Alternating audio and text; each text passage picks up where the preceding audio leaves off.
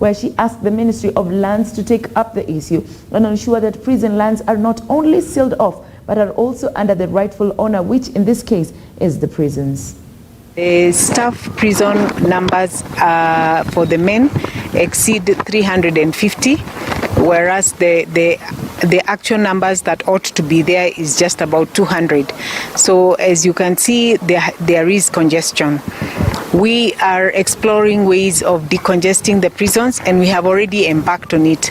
Very soon, the Community Service Orders Committee will be coming round to see how much we can do to decongest the prisons, this particular prison. And on to the corridors of justice, a second petition has been filed in court challenging the implementation of the new charges for ID card and passport issuance gazetted a week ago. The Gazette notices dated November 7th reviewed charges and fees for various government documentation and services, including but not limited to birth and death certificates, marriage certificates, passport and work permits. And the fresh application, Frederick B. Carey, through lawyer Dunstan Omari and his firm, says there was no public participation with major stakeholders prior to the Gazette notices. The application was brought before Justice Lawrence Mugambi. Omari said the financial burden imposed by the revised charges may result in a denial of essential government services to those who are economically disadvantaged.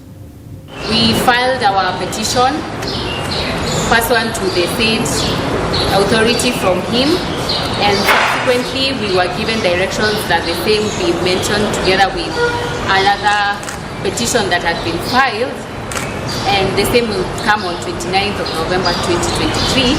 Some of the grounds for this petition are that the said Gazette notice is unprocedural, irregular, and the same ought to be quashed, and to avoid punishing Kenyans, the state Gazette notice imposes charges that are very draconian and expensive for many of the Kenyans to afford.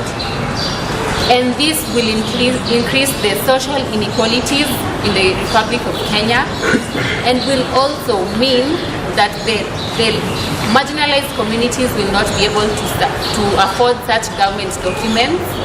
Additionally, the said Gazette notice did not adhere to the requirements of the law. The law provides that for any decision that ought to be made that will affect people, the said people ought to be considered and their views considered when coming up with their final decision. In the said Gazette notice, they did not consider any public participation whatsoever, and as such, that is why we are challenging on the basis of its irregularity and unlawfulness that it's based on. And with that regard, we will appear before Honorable Justice Mugambi on the 29th of November 2023 for further directions, but we are glad that in the meantime the State Gazette notice is not in operation, pending further directions from the State Judge. Of particular are 7 issues that he instructed us to raise. 1, the criminalization of marriage. Article 45 of the Constitution provides for the right to have a family.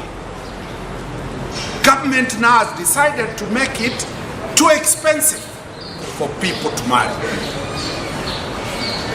Where will the hustlers who earn peanuts get the money to get a marriage certificate? Where do the hustlers who cannot be accepted after seduction in Kenya here, they can only be accepted by women from Uganda, Tanzania, Ethiopia? It is double expensive. Mambo ya roho. Government now has entered them. 3 elephants were rescued by the Kenya Wildlife Service after being stranded at a water dam in Dururu, Laikipia County. Residents called on the government to help ensure that such an incident does not reoccur, as it is not the first time the animals in the forest are getting closer to human inhabitation. On being rescued, the elephants were led away into the Lariak forest from where they came. This morning, the elephants were in the dam since last night. We came and we assessed the situation. We really thank the county government of Laikipia. They have assisted us with some generators to pump out the water. When we came in the morning, actually the water level was so high, and we were worried because at one point we thought that maybe they could sink. Leo tunaona madofu watatu ambao wameanguka katika hiki kidubwe cha maji, na kidubwe hiki ni cha kufanya ukulima katika sehemu hii. Leo tunasikia uchungu sana kwa sababu usiku zimeharibu mahindi, zikaharibu maharagwe, zikaharibu mimea yote ambayo ni ya tumeipanda mwaka huu, msimu huu wa El Nino. Uchungu sana kwa hii dofu. Juu hizi dofu kila siku zinakuja hapa kwa shamba yetu. Zimeharibu viazi, zimeharibu maembe, zimeharibu kila kitu. Hata hatuwezi panda kitu hapa. Juu tukipanda kitu zinakuja zinaharibu. Tukisema tupande sasa hii ni wakati wa msimu wa mvua. Hatuwezi panda wakati watu wale wanapanda. And news just in, the members of the National Assembly have voted to approve the deployment of 1,000 police officers to Haiti. In a morning vote on Thursday, the lawmakers adopted the Joint Committee's report and had recommended that the House approve the deployment. The move now paves the way for the deployment of officers to support the local police in the troubled Caribbean country of Haiti. The deployment will, however, wait for the hearing and determination of a court case filed by the Third Way Alliance. Yes, you will get this and much more report in our upcoming bulletins, but for now, let's hold on to the fields.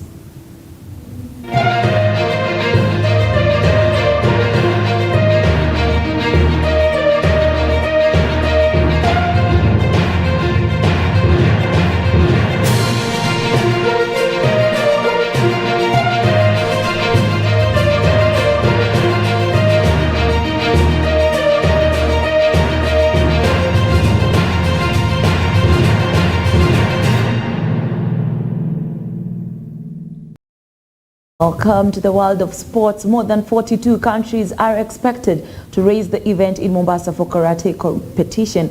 Kenyan team Jasiri, who are the defending champions, are also in the camp ahead PF Global Showpiece as they prepare to face South Korea, Japan and Philippines. President of the Federation, Clarence Makio, has expressed confidence in the team preparation as they await confirmation on the government fundings. Teams from Africa, Europe, Asia, Middle East and Pacific region have confirmed their participation. Event and a month to the tournament, we are still waiting to get their response. However, we are still very hopeful because unlike last year, so many things happened behind the scenes to get us to the stalemate, but we are hopeful that this year we'll be able to have smooth sailing. Kenya's White Rhinos have braced themselves for their return match against the African Football Zone in Nairobi on the 17th of next month, following a 14-0 win against Uganda Generals at Lugogo Grounds in Kampala. A Kenyan team have played challenges including financial constraints, but they managed to trample the American Football African Zone Series with a win.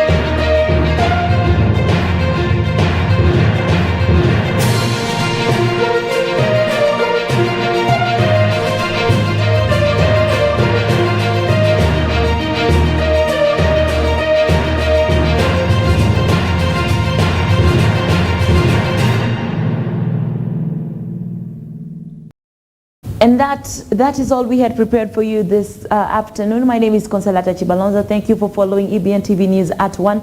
Keep it right here for more news, more updates and more headlines.